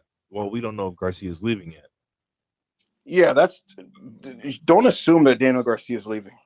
Yeah. He very well may, and he has not re-signed, but that's not a given or a guarantee. Like I said yesterday on Worldwide, I genuinely do not think he's made his decision yet, like right now, as presently speaking. And I think he's going to take this shit all the way to the wire. No, definitely. And we just, y'all, because y'all going to get us in trouble, bro. Because we could say one thing and y'all going to aggregate it. And that's not even what we meant. So y'all got to chill. Hush, 199. Is Sammy and Jay on their way to SmackDown now? I don't know 100%, but I think they may be. And SmackDown, y'all could have one of those people. I'm gonna miss Sammy. I'll miss Sammy for sure. Y'all could have. Yeah, you realize Cody's on SmackDown too. Unfortunately, not gonna lie, SmackDown, give us Andrade. Give us Andrade. No. Give us Andrade. Oh, hell no. We have 468 live viewers. I don't know if this is the biggest live audience we've had, but I feel like it's one of the biggest ever. No, we've had like 500, I think, right? I think one of the Rock episodes, Oh, you're talking about on the Raw review? Yeah, Raw review. Yeah, we hit like 300, almost 4. Yeah, we're at 460. This is one of the biggest audiences we've ever had. Guys, make sure if you're watching behind, and you're not like watching right now, like you're working on your graveyard shift, make sure you leave a comment. Answer some of the super chats if you want to give some of your opinions that you didn't get the voice in the live chat. I saw a tweet that said, "I bet $10 Penta's in Orlando right now." Yeah, imagine he outside in the parking lot being like, "Yo, bro, relax." Lies. He's like, "Fuck, bro." Yo, that. What was Penta? I wish you had the clip of the R. Kelly interview with the Gail King, where he's just like, "Yo, killing me with this shit. You're killing me with this shit." You remember the part where R. Kelly was ranting and he just stops and goes, "Lies." Lies. He's like, "Lies." Penta screaming and crying. He got an NXT hat on right now. Bro. It's funny as fuck, bro. Oh my god. Oh my god. Thank you for the super chat. Wrestling is so fucking funny. Hush 199. What's Cody's return nums? What's Roman's return nums? What does that mean? Numbers. Numbers. Yeah, Roman did 2.3, Cody did 2.4. Yeah, but like Cody, opened the show and didn't follow a pretty deadly match. So, next week, please, bro, don't come outside. Raheem 499. Also, what's the deal with Jay White and his shady booking? Your thoughts on his booking? I don't know. I'm fine with it. I don't have anything no problem. to say. So what? I said I don't even have anything to say about the Jay White conversation. Yeah, because you like a hater. So, thank you for the super chat, Graham. $10. Rhea Liv is already starting to wear thin because neither is going to wrestle on TV or other women till this ends. Raw's women's division is being carried by tag divisions while the rest sit in catering. I get what he's saying. I do think you should probably throw some tune-up matches for Rhea. I don't need Liv Morgan having matches, to be honest with you. But with Rhea Ripley, I would like to see her wrestle. And with this feud, I'd like to see it wrap up by October, which I think it is going to anyway. Definitely. Thank you for the super chat. Corey David, $2. Tavion Heights is killing it, and then the N1, yes sir. And Oba equals GOAT, bro. Tavion Heights, bro, getting there. Ibu, he's getting there. Yeah, he's getting better by the match. It's actually kind of crazy, bro. Like bro, that Inamura match was fucking crazy. He's a fucking beast. Thank you for the super chat. Corey David, $5. Rob, tell Ibu about Lainey Reed, who's stuck on Level Up, and Kendall Gray have potential. It's crazy how much women talent they have compared to the men, bro. That Lainey Reed chick, bro. She's on fucking Level Up doing PWG as fucking white boy lucha spots in his bees. And Kendall Gray. I think Ibu's seen Kendall Gray before, but she's pretty decent. She's actually a former wrestler. So it's crazy, how much more interesting NXT women are than the NXT men. It's actually crazy, bro. Yeah, because they're pushing Shawn Spears in the main event. So yeah, I don't care about the men's division for the most part, outside of the Nathan Frazier and Axiom tag matches and Obafemi, but and Javon, but Braun, I don't give it. When they show Lexus King or the Native American guy or some of these other dudes, I don't care about any of this. You talking about Carl Fredericks' brother? Right, yeah. But with the ladies, it's I feel like it's a new revelation every week. Every week there's a new girl that I wasn't on my radar. I'm like, oh shit, she's pretty good. Bro, that Tatum Paxley Kalani Jordan match was beast. I hate her gimmick though. I can't get past the gimmick. But they're talented, so yeah, man. Right, thank you for the super chat. Abby Juice, $5. Did you guys see Battle Rapper DNA has an interview with Bret Hart coming? No, I didn't see that. No. No, I didn't see that. Thank you for the super chat. Jumanji Hunter, $5. Do you think the Punk backstage was backtracking on the bracelet, or was it more of a follow up? In my opinion, it was more of the second, but others thought it was the first. Listen, kind of done with the bracelet shit.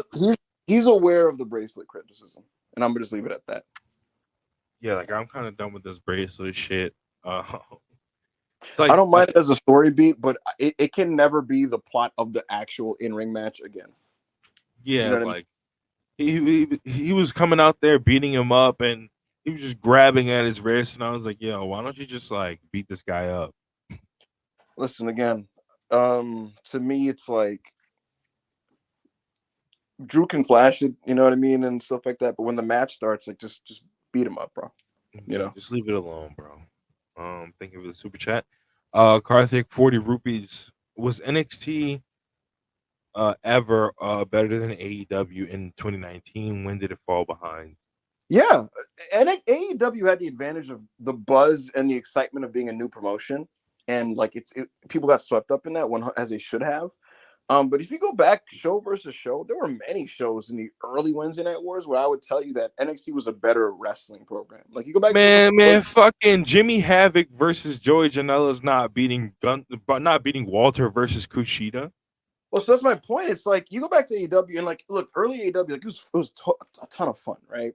Jericho was great at the beginning. Cody Rhodes was a super baby face. Kenny Omega is with the Elite and stuff like that. It was really fun. John Moxley, Pac.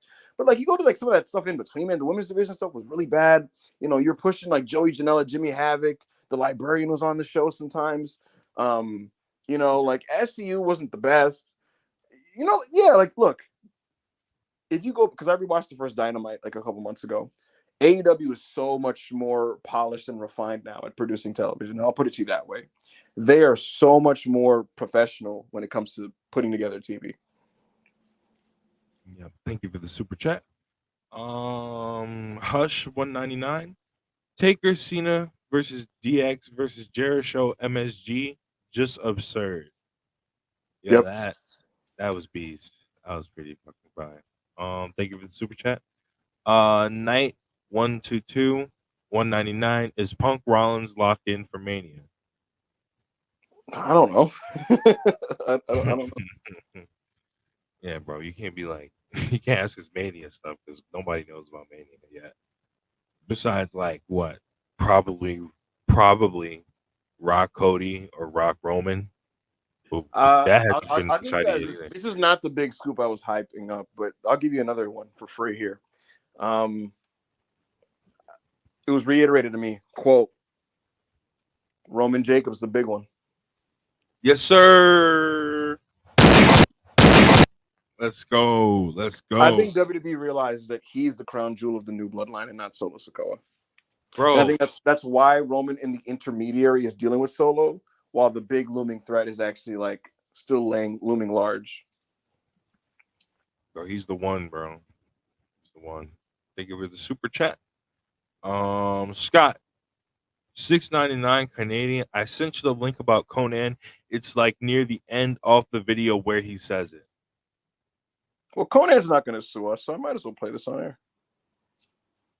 Sure. Could you imagine? Penta's like, hey, don't play my fucking content on your podcast. Like, oh shit, my bad, Penta. Podcast. Yeah, go ahead. Let's see here. It says towards the end of the video. Let's go to the last. Let's go to the last minute and a half. Let's see here what we got. I don't think that's what he's talking about. We got a live SummerSlam. We got a SummerSlam review. We got Conan posting about the covers of the comic books. Claremont. He's got all 6 of the covers. Very nice covers, by the way. Yeah. I will admit the art.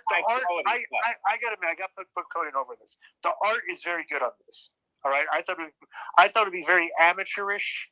And very, very poor. No, because Kevin's behind it, bro. It'd be nice if the guy that sent me this gave me a timestamp, but I only do quality, my friend. He takes great pride in what he does. That's why I like working with him. Okay, where are you? I mean, I'm down to 2 days ago, 3 days ago, nothing.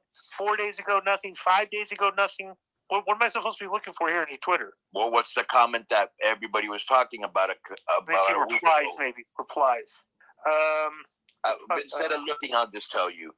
I said it, and I'll say it again. What comes around goes around. Part 2. All right. And there will be a part 3. Nothing. Right. Yo, what's up? Oh no! This nigga funny. What the fuck? What the fuck? What the fuck? And yo, I like the way he said it. He said, and there will be a part 3. Yo, Berkey said live copyright strike finna be crazy. So, I should have listened. Someone said I should have did a two times speed. I probably should have. I should have put it on like super fast speed and just bullshitted with it. But there you go. Conan says that he has one more left in him. I wonder what that'll be. If it's not Vikingo, I don't know who it could be.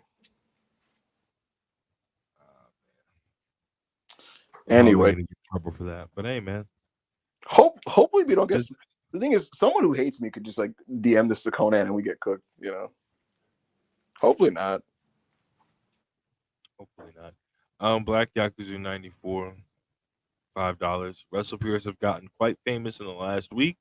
People mad you spoiled the All Out match too. LMAO.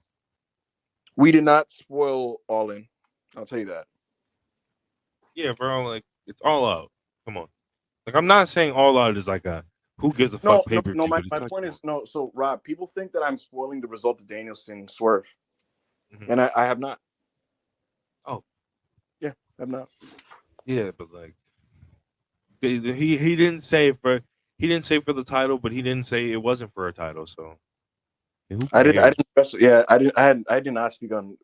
I didn't tell you if there was a stip to this. I didn't tell you if there was a belt involved. I didn't say any of that. I just said that these two people will wrestle in Chicago. Y'all need to chill out, bro. Thank you for the super chat. Robert Collard and $4.99. How long until Penta uses the language barrier as an excuse not to do, not to understand people are saying about him? Listen, he's just gonna try to do his best to make it out of the situation like a bandit. That's the bottom line, and I get it. I respect it. Oh, definitely. I want you to aggregate this Sean Ross app report. Thank you for the super chat. Miksu 10 PLN. Punk is advertised for every Raw until Bash match versus. I want to break. Should I break the news, or are people gonna leave if I break it now? You know what? Go ahead. If we lose 100 viewers, I'm saving all my news for the end of the show for going forward. So, all right. I'll break it now. CM Punk originally was not scheduled to be at Bash of Berlin. I made it clear before a couple weeks ago. And I said at the time that, like, you know, people close to Punk were essentially saying that, like, he thinks he'll be at that show in some capacity. And fast forward now, they were right. CM Punk will be in Berlin. He will be wrestling Drew McIntyre in a singles match. And it's going to be a strap match. Kevin Owens versus Cody Rhodes. Gunther versus Randy Orton. The Terror Twins versus Dominic and Liv Morgan. CM Punk versus Drew McIntyre in a strap match. That's your Berlin card so far. All right, there you have it. Thank you for the super chat. Jumanji Hunter, $2. I called Joe showing up on this show. That's amazing. Joe actually watched a lot of this week's Raw. I wish he could have stuck around. Yeah, bro. Fuck. Thank you for the super chat. Patrick Uphughes, $4.99. Do we know where Braun is at? Gone from TV recently and wondering if there's a reason. Love the show. His knees are fucked. Yeah, bro. Yeah, if y'all have noticed, like when he's running around, especially, that's why when like the last few matches you've seen him in, he hasn't really been moving around much in the ring. Mm-hmm. Thank you for the super chat. Chi-Town Spurs, $5. Swerve. By the way, if I didn't make it clear, If I didn't make this clear, because I should probably make it clear if someone wants to aggregate that. I don't, if you're gonna aggregate me on the Punk thing, just make it clear that I'm making it clear to you now that this information was given to me by multiple sources within WWE. So multiple sources within WWE confirmed to me that plans are in place for CM Punk to face Drew McIntyre at Bash in Berlin in a strap match. So there you go.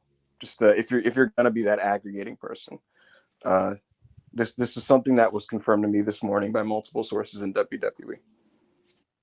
So there you go. Oh my God, this super chat is crazy. This one, Chi-Town Spurs $5. Swerve and Hangman's in Chicago because we respect AEW.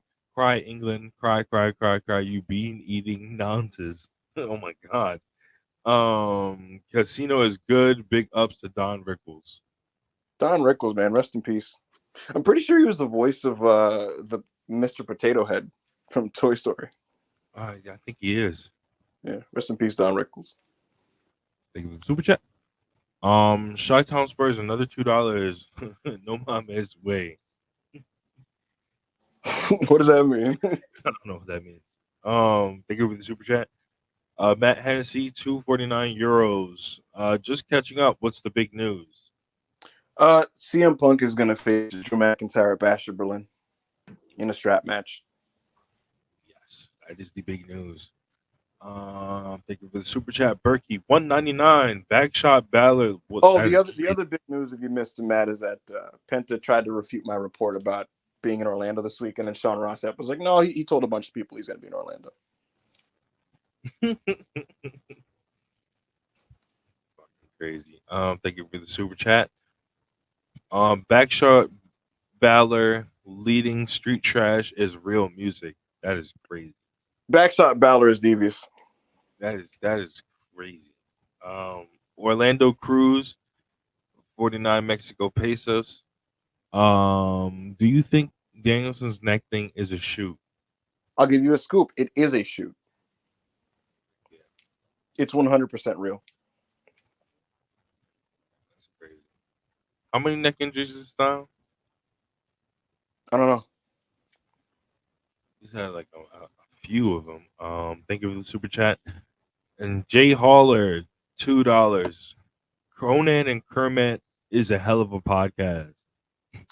Yeah, I don't hate Conan the way some people do, only because I think he's kind of funny. But Disco Inferno is awful. Like he's not a particularly good podcaster. His voice is hilarious, and his takes are really bad.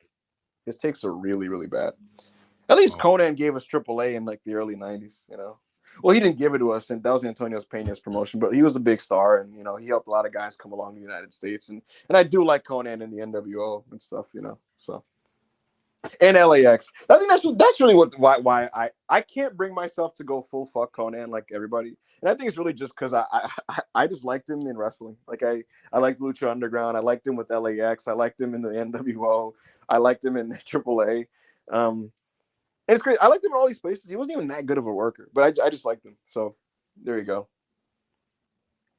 Definitely. And that is the end of the super chats. So how do you want to do this week's review? Yeah, I won't be able to do a double-sized pod like I gave you guys last time, but this is what we'll do. We'll speak in broad strokes, Rob, instead of like the super detailed way, and we'll start like this. We'll just kind of do a faster version of the recap. But the general gist of the opening segment was Rhea Ripley was talking about how she felt about being betrayed by Dominic.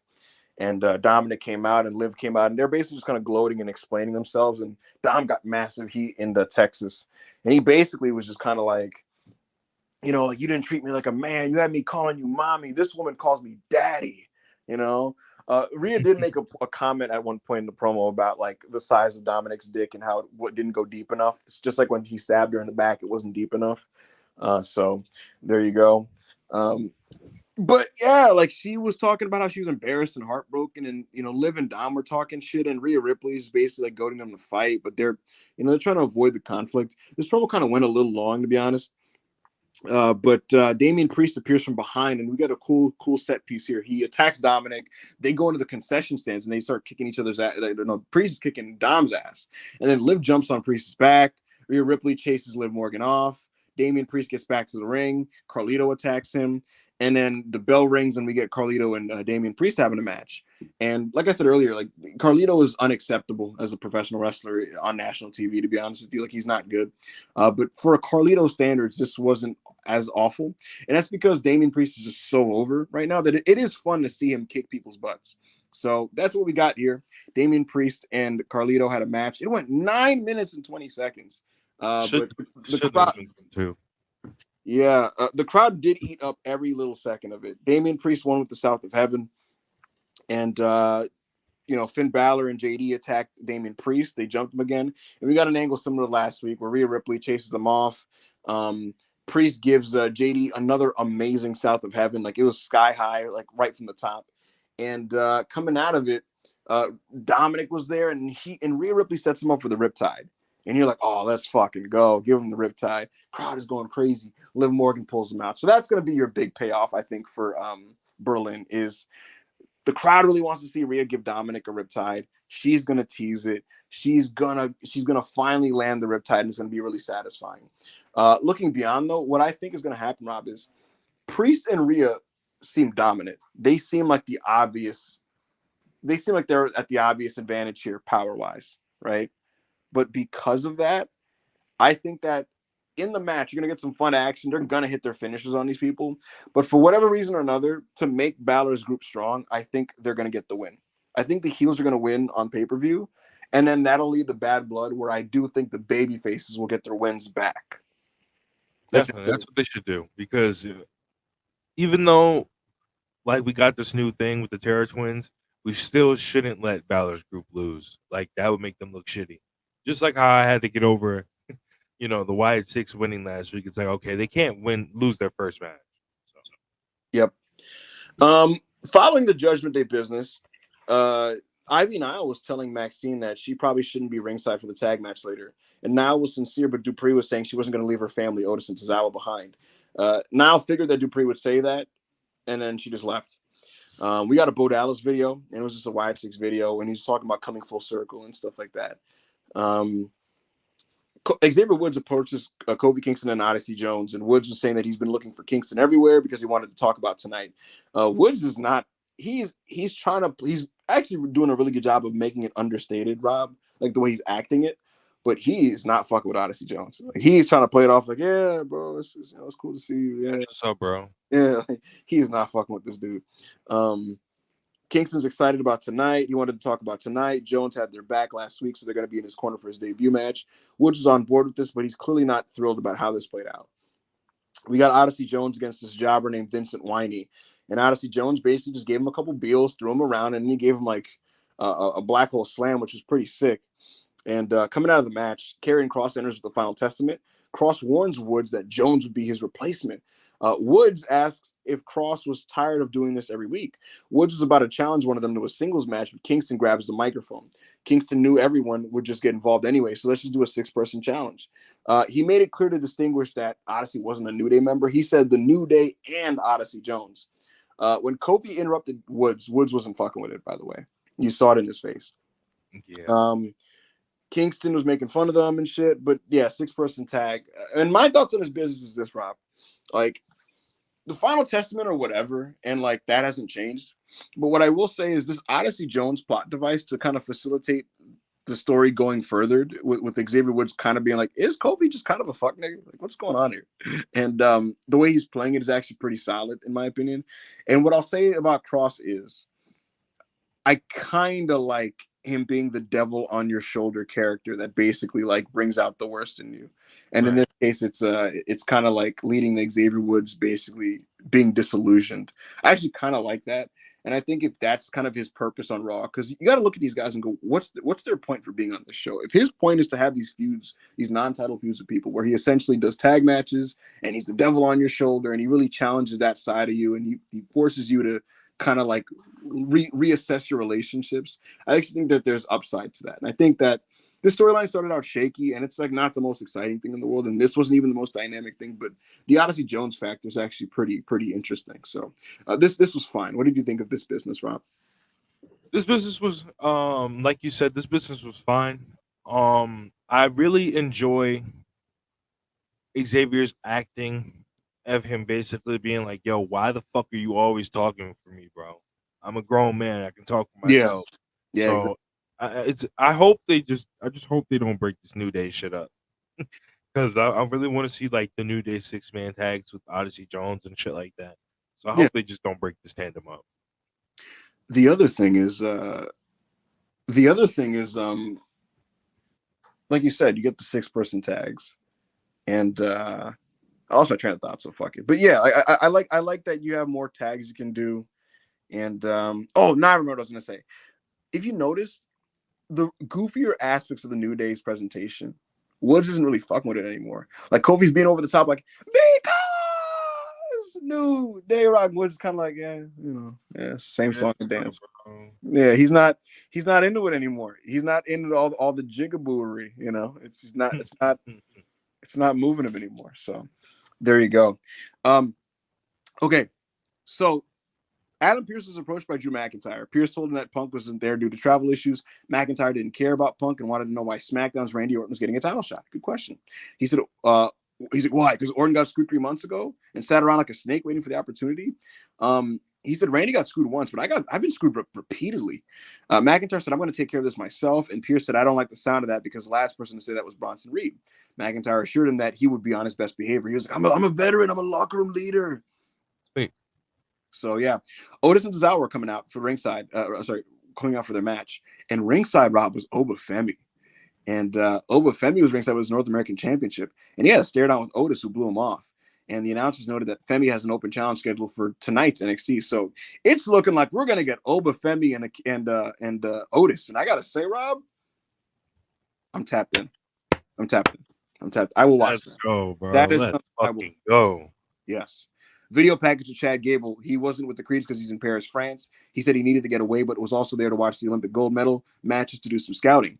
Chad Gable knew he had to get back home to take care of unfinished business with the Wyatts. And I'll tell you what, Rob, because last week's match was good, like I said that match needed to be good, because if it wasn't, I would not care about the storyline in any way, shape, or form, because it's just like I know what this looks like in the ring. That's just the rules. Now that match was good and you can build off of it, Chad is talking about, I'm not done with you niggas. And I'm like, yeah, get your leg back, Chad. What I want them to do is I want Chad and his crew to win the rematch. And that summons Uncle Howdy out of his chair. And then that leads to Dallas and Chad. You could get Chad going, man, fuck all that. Skip the bullshit. The ringleader. I want you, motherfucker. Since you set all this shit up, blah, blah, blah, blah, blah. Let's see what you got. And then we get an Uncle Howdy Chad Gable match. And here's the deal. Bo Dallas, from my memory, was like a decent wrestler. Chad can have a good match with a decent wrestler, especially one that's going to be as over as Howdy's going to be. Howdy, like, look, listen to how the crowd is reacting to fucking Dexter Lumis. So I think Howdy, just with how over he's going to be, if he's just competent in a match with Chad Gable, in a match that's spotlighted with heat, that's gonna work, I think. So you might as well do that at like Crown Jewel or some shit. Definitely. And yeah, I think that we should get that out on the road, basically, to see like what we can gauge with Bo Dallas and like how good he still, or is he even good in the ring anymore? So. Yep. Someone said, well, that's getting demonetized. What did I say? Yeah, I was like trying to figure it out too. Sorry to clean my glasses, but I was trying to figure that shit out too. What did you say? Because everybody was like, yo, Ibu. I don't know. I appreciate the guys of you. I appreciate those of you that are sticking around for the rest of this podcast. I really do appreciate that. I understand that some people did want to just tune in for the scoop, but I do appreciate the those of you that remain. We still have a great house. You said the jigabooery. Yikes. Nah, I think we'll live. Hopefully. If not, YouTube is racist. But nevertheless, we still have 370 people here, which is an amazing house, to be honest. And I do appreciate those of you that are sticking with us. Make sure to continue to engage with us with super chats. Again, you guys dictate the show. You guys really controlled most of this podcast, so let's keep that going. But yeah, so that was the deal with Chad Gable and Howdy. We got a Texas tornado match, Rob. 2 segments, 12 minutes. The Creeds versus Alpha Academy. And this ruled. They just the crowd was super into it. And we got Otis press slamming Tozawa onto the Creeds ahead of a break. We got the Creeds doing all kinds of just nut shit. They were double teaming Otis. Tozawa was breaking up the cover. Otis was fighting back. Brutus tried to powerbomb Tozawa off the ropes. Tozawa brought him down with the Hurricane Rana. Tozawa fired up on the Creeds and went for a suicide dive. Julius got Otis on his shoulders for an electric chair drop. And Otis simultaneously brought down Brutus Creed with a superplex. Tozawa breaks this up, the pinfall with a senton off the top. Crowd is chanting "Holy shit!" A lot of exciting, crazy action. And the Creeds still have that vibe that they may kill somebody, but it kind of leads. It like adds to the thrill of the match. So yeah, this was just a lot of like cool person tornado action. And right as the match is starting to hit its peak, Maxine on the outside got put in a dragon sleeper by Ivy Nile. So Ivy Nile has turned heel on Maxine, and she's a part of American Made, as we all expected. So that led to Tozawa getting rolled up. Honestly, I get that because I get that they probably wanted to semi-protect them to maybe do more matches. But I would have just had them like put it in Tozawa's stomach, to be honest with you. But nevertheless, great showing for Akira Tozawa, I thought, in this match. And Otis is just awesome. He's just so over. He's so awesome. People love him. I'm excited to see him versus Obafemi tonight. That might be the best Otis singles match tonight. I think those NXT producers are going to try to have like an epic. And Otis rarely has an opportunity to have like a great singles match, Rob. It's always like fun little things. And NXT tonight, they're going to give him like a 12-minute back and forth big guy match, I think. So I'm looking forward to that. And I thought this match was a lot of fun. What did you think, Rob?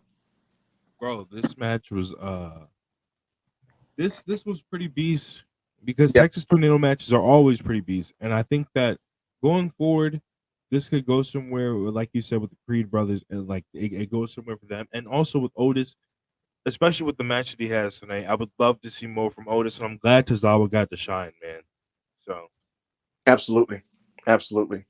So that was that. And Obafemi's going to be facing Otis tonight.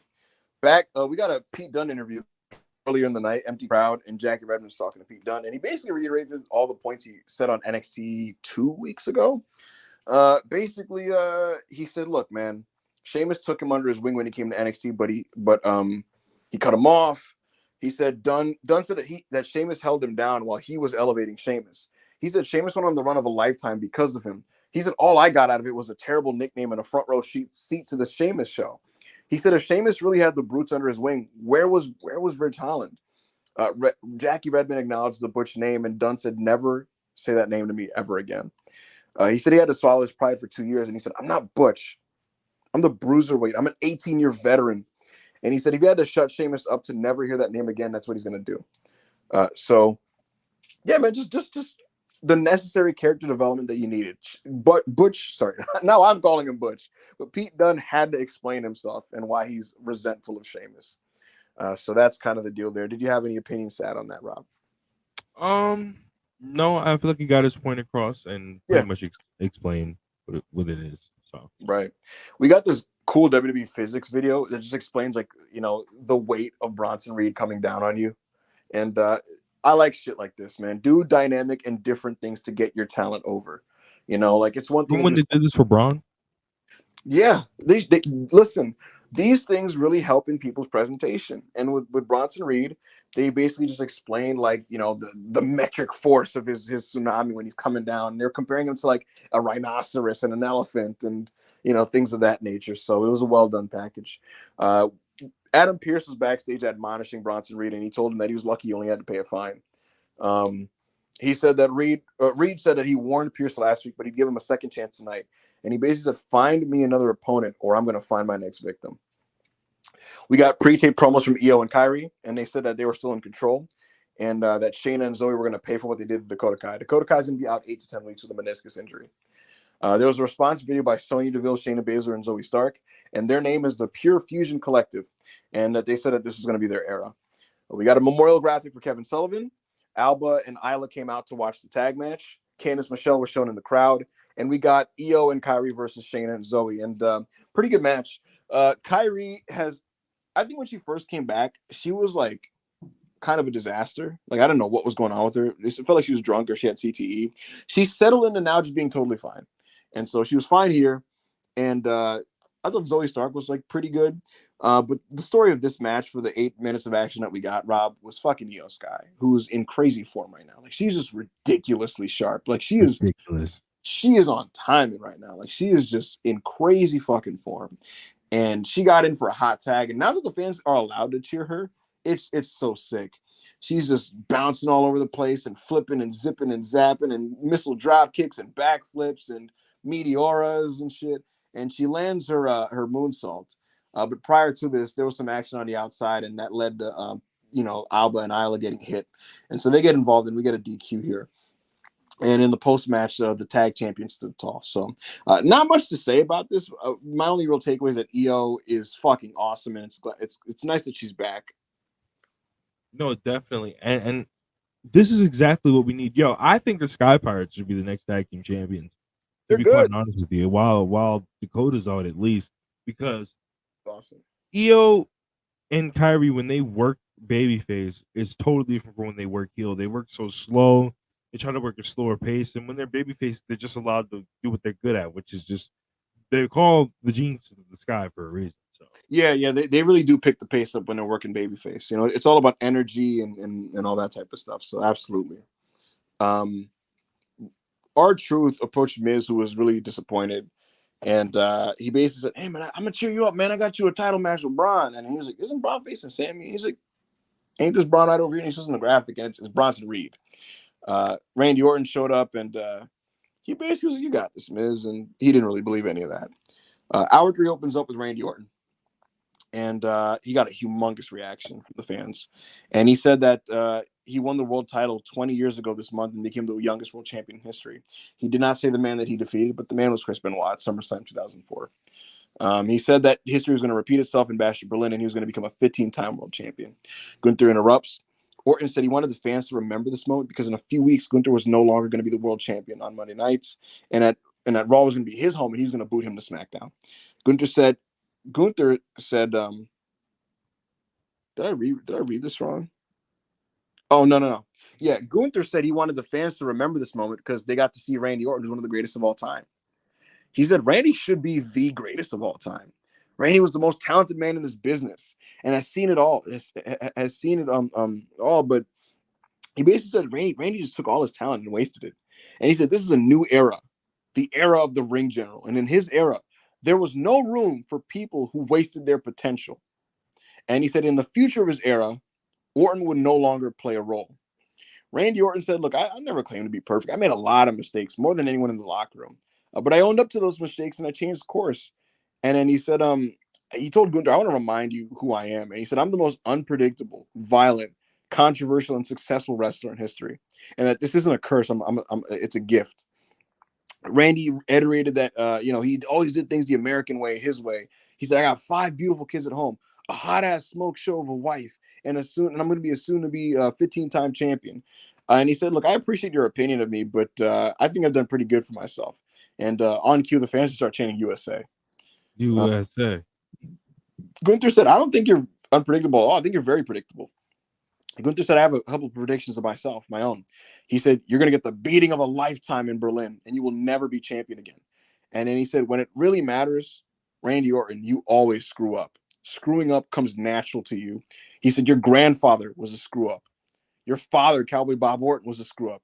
And you are the biggest screw up of them all. Randy drops the mic. He's kind of clenching his jaw like he's 09 Viper Randy, like he's about to just crash out. He's literally about to crash out. The crowd wants Randy to hit him with an RKO. Drew McIntyre interrupts. Drew McIntyre shows up on the stage. Gunther turns to look at Drew. Orton turns him around and hits him with an RKO. Drew McIntyre takes his shirt off and he's about to hit the ring. CM Punk jumps him from the side and he starts whipping the dog shit out of Drew McIntyre with a belt. It was like the scene in Django Unchained. And this was just a hot angle, Rob, with big main event stars. And the crowd is just happy to see big main event stars doing shit. That's WWE's identity when they're rocking and rolling. And that's just kind of what you want to see. Like, the content. I'm not gonna say the content doesn't matter because the content does matter, and the stuff we got here was good. But really, I just wanted to watch big stars on my TV doing shit, and seeing them overlapping was fun. So I like this segment. What did you think? Well, this segment was great because it was just Randy and Gunther going out there, going back and forth. Pretty much their first back and forth segment on the show, and they were basically just being like, "Yo," Gunther was like, "Yo, you fucked up a lot, bro. I don't fuck up. I just make shit happen." And I like the fact that Drew came out there and before he even got to say a word, CM Punk was like, "No, don't run, don't run." So that was it was great. I like that they intertwined stories and basically, like you said, it's kind of sort of building to an all-star tag match. So. Yep. All right. So then after this, we got a Jackie interview with Sheamus. He said he still didn't understand what Pete Dunne's issue was, even after the interview. Ludwig Kaiser interrupts. He has this big red scar on the side of his face. And he warned Sheamus that it wasn't over between them. And Kaiser said, "I'm going to put an end to you for once and for all." Before Sheamus could respond, Pete Dunne jumps in from out of nowhere, and he starts hitting him from behind with the shillelagh. And he was beating the dog shit out of this dude with the shillelagh. Oh, he was beating the fuck out of him. Yeah. Kathy Kelly interviews CM Punk in the back. We see a pissed off Gunther like just passing by in the background, and CM Punk just kind of looked at Gunther, which is interesting. Kathy Kelly mentioned Punk's supposed travel issues, but she said, "I saw you on the same flight to Austin, and I didn't have any issues." And Punk said he admitted to telling a little white lie. He said he knew McIntyre wouldn't show up if he did. He told a lie to get his hands on McIntyre because he was still running around with this bracelet. He said, "I don't care about the actual bracelet and that McIntyre could keep him. What I want is for Drew to keep my wife's name, my dog's name out of his mouth. And I traveled a long way to get my hands on Drew." And he said Drew probably would call him a hypocrite for telling a lie. But McIntyre ran from a fight that he claimed that he wanted. Punk held up the belt and said, "And I got a great idea." The belt I'm talking about is like the belt he whipped him with. Yeah. Bronson Reed beat The Miz up for 6 minutes and beat him. And the big talking point here, Rob, was that in the post-match, he gave R-Truth a bunch of fucking tsunamis. And just like the Seth one, very impactful, very effective, destroys this guy. The crowd is going crazy. And WWE has another monster in Bronson Reed. I think they've been doing effective work with him. What did you think of this business with Bronson? Shout out to Bronson Reed for just killing wrestlers that we don't care about being on the show. Yeah. Absolutely. There you go. Absolutely. Jey Uso hyped up Sami Zayn backstage. Jey said that Sami was going to beat Braun and beat him again, and that the two of them would beat the Judgment Day again to win the tag titles. Zayn was pumped, and they did their fancy bloodline handshake. Announced for Bash in Berlin was Rhea Ripley and Damian Priest versus Liv Morgan and Dominic in a mixed tag. We got a cool Judgment Day video package promo where Morgan and Dom said that they would beat Ripley and Priest, and Finn warned Priest to watch out for backstabber Balor. Next week on Raw, Alba Fire and Isla Dawn versus the Sky Pirates versus Baszler and Stark. So that should be solid. It's for the women's tag titles. Sheamus and Pete Dunne. I wanted this on the pay-per-view, but we're getting it on Raw. And you know, I'm not complaining this that I review Raw, so I'm looking forward to this. This match should be fucking great. They could do a rematch on the pay-per-view and have an Irish Donnybrook, since that's kind of Sheamus's go-to stip, and we haven't gotten it since 2022. So they may be able to do that. 6-man tag, New Day and Odyssey Jones versus Final Testament. So that's your Raw card so far. The main event, Rob, 18 minutes, 2 out of 3 falls match, Braun Breaker versus Sami Zayn. I don't know about you, but I thought this was sick. Early fall, they're doing their thing. Sami hits a flip dive on Braun and was in control after the break. Coming out of the break, Braun hits a spine buster for 2. Sami gave him a tornado DDT for 2. Braun hit a German suplex, but Sami suddenly caught him moments later with a haluva kick to get a flash win 7 minutes into the match. Sami tries to do a moonsault off the barricade, and this was an amazing spot. He does a moonsault off the barricade. Braun catches him, and he runs the length of the ring and torpedo throws Sami Zayn like a football right into the fucking like past to where the announcers are sitting, like right into a chair. You have to see this spot to believe it. It was just ridiculous. So, man, just that was an amazing spot. Sami Zayn was on the outside. Braun Breaker stood on the apron, and then he does that jumping clothesline to Sami onto the table. Sami has to answer the count of 10. He successfully enters the count of 10, answers the count of 10. Braun basically gets him with a spear for the second fall. In the third fall, Sami tried to get Braun with a crucifix cover. He failed to do so. What else did we get here? We got Sami tried to get him with the exploder to the corner. Braun gave him an overhead. At some point during all this action, Braun does that awesome fucking Breakensteiner that he does, which is so fun. It's such a great spot. Yeah, man. Sami Zayn hit Braun went for a spear, and Sami gave him a haluva kick midway for a near fall. And ultimately, this match ends when Sami tries to do something off the top rope, and Braun spears him in the midair and gets the win. I thought the presentation of this match was great. Like, even before the match started, like just the entrances, the way it was shot, the cool 4K cameras on the announcing for the beginning, Braun's entrance where you get the continuous shot of him walking out. I love the presentation. This felt like the Chad Gable Sami Zayn match a couple months ago, in the sense that like that felt like a big TV main event where like it was almost treated like this big canon event and a major match on TV. And like the IC title was presented as a big deal. Like this kind of felt similar to that in that respect. And yeah, man, Braun Breaker's the man, and he's arrived. And I thought this was by far their best match. Their match at SummerSlam was just kind of like a short thing. It wasn't much of anything. And I thought Money in the Bank was like solid, but it didn't really fully connect. I thought this was very good though. So their best match, and Braun will now move on from Sami Zayn. And yeah, he retains the IC title. What did you think? Oh, this was great. I like that it started off kind of slow, but then Sami got that flash win, and then Braun got the emphatic win, and it was kind of like a battle back and forth. Like they were kicking out of each other's finishes back and forth. And yeah, it really took Braun really just catching him out of nowhere just to finally actually cement his victory and cement his place in the division. So it was great. Yeah, I thought the last hour of this Raw was really, really good. And Braun Breaker's awesome. I hope Ilya versus Braun is the 5th match on Berlin. I get the feeling that they're going to, because you can't, I feel like if you do 5 matches on the show and the only women on the show are Liv and Rhea, they may not want to do that. But I don't really feel like watching a women's tag match on the show unless it's like, unless Io and Kyrie are on the match. Right. Or Hunter could just be a man and do 6 fucking matches and we don't have to worry about this. You know what I mean? Well, he's involved that not in the budget. The show already does look great on paper, but if Braun Breaker and Ilya is the 5th match, this is going to be like the best WWE pay-per-view of the 2010s, of the 2020s. Because you got to think about it. Drew McIntyre and Punk in Berlin with the heat, and they're just going to be whacking each other with belts rather than Seth Rollins melodrama. You're going to have that. Cody Rhodes and KO are going to tear the house down. Braun is going to tear the house down. The Judgment Day match is going to have a lot of heat, and then you get Braun and Ilya just beating the dog shit out of each other. That's literally going to be like in Europe.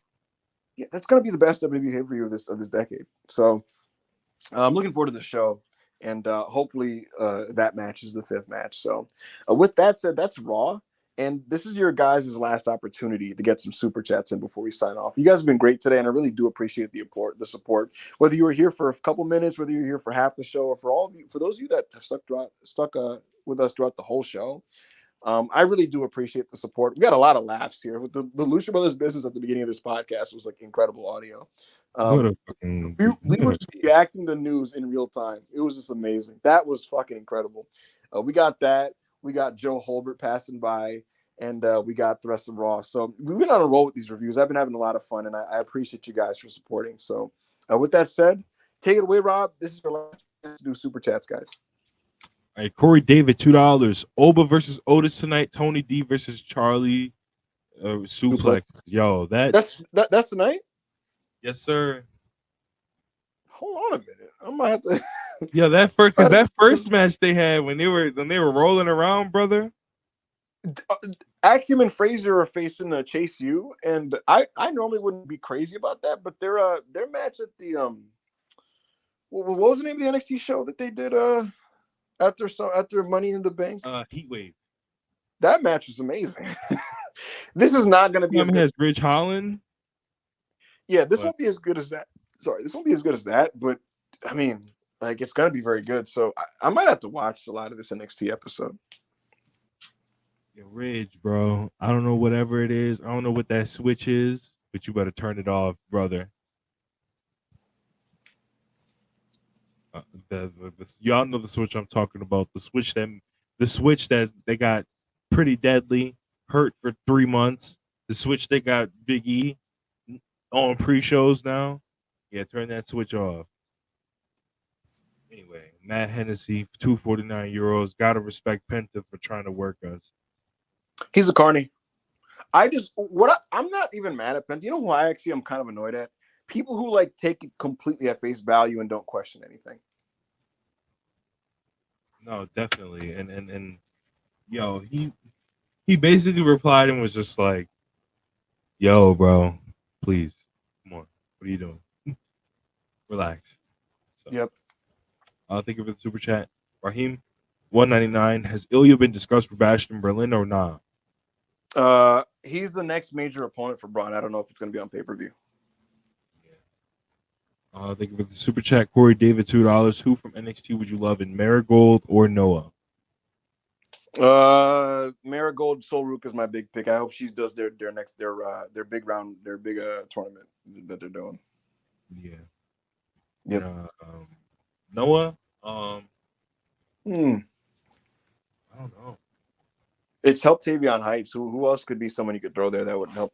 Honestly, this is going to be so insane. Write Trick Williams off and send him over to Japan for 2 months. Yeah, bro. Send that nigga to Japan, bro. Especially since he's shown an ability to just be able to naturally just match physicality when he's pressed on it. Like when Ilya takes the fight to him, he doesn't back down. He just kind of matches it and gets intense himself. So fuck it. Throw him to Noah and see what happens. Yeah, definitely. Thank you for the super chat. Connor Campbell, 199. Do you want WWE to send more talent to Japan? Yes.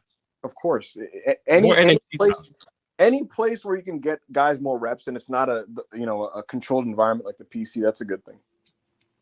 That's why, like, as much as people make fun of it, I like that they send talent. Someone said Hank and Tank. Yeah, Hank and Tank in Japan would actually be good. Because they rule, bro. Yeah, like they have something, and I think if they kind of get more refined and polished over there, and kind of like make their offense like a little more like just a little tighter, a little stiffer, that'd be great. So yeah, bring them in. Don't Noah got a tag league or something? Yeah, yes they do. Listen, you send them over. You could send Blade and Anofe over if you want to. They could face guys like Dragon Bane and Alpha Wolf. They could face Marufuji. Oh my god. You could. When I think about it, there actually are a couple possibilities here. Dion Lennox, who like showed some potential, but he's very green. Send Dion Lennox over. He comes back and he's like there's a lot of guys, to be honest with you. Victory Tag League. Yep, send them over. Thank you for the super chat. And the last super chat, Corey David, $2. What do you think is next for Trick and Wesley? That's a great question. I'm not sure. Trick is gonna face Pete Dunne at No Mercy, I think. And because of that may be why Pete Dunne will not face Sheamus at Bash of Berlin, which is a little disappointing, like I said. But yeah, I think Berlin is next. Not Berlin. I think Pete Dunne is the No Mercy. After that, what do you do? I don't know. And that's why, to me, I wouldn't mind throwing Trick Williams, to do a little bit of a tour. I don't think it's the end of the world. You lose Trick Williams for a month, But here's the thing. It'll be the CW premiere. While Trick is gone, you're focusing on Julia. You're focusing on Stephanie Vaquer. You're focusing on whoever else you make as an acquisition. And maybe you could do more TNA crossover stuff. And that can be the focus of your TV for that first month or two. And then you're like, oh, what's going to give us some juice in November, December? The return of Trick Williams. So I think they should consider something like that. No, definitely. And with NXT, keep doing what you're doing. I like that they're going to TNA because TNA is not like this great product or excellent product, but it's still a different place with different wrestlers in a different environment that they get their feet wet in. So, thank you for the super chat, and that is the last super chat of today. Awesome. This show was a lot of fun, Rob, and I had a lot of laughs, and we got a lot of super chat money, and we got a lot of support from people, and a lot of people tuned in. So I think I speak for you when I say that we appreciate everybody, of course, and we're going to keep the ball rolling, and we may have some reinforcements starting next week when it comes to our podcasting numbers. It's time to reunite the family. So for Rob, I am Ibu Russell Pierce. This has been the Raw Review. Make sure to like the video on the way out. Make sure to send a comment when the video is done posting. Yeah. And we'll catch you guys next week. Take care.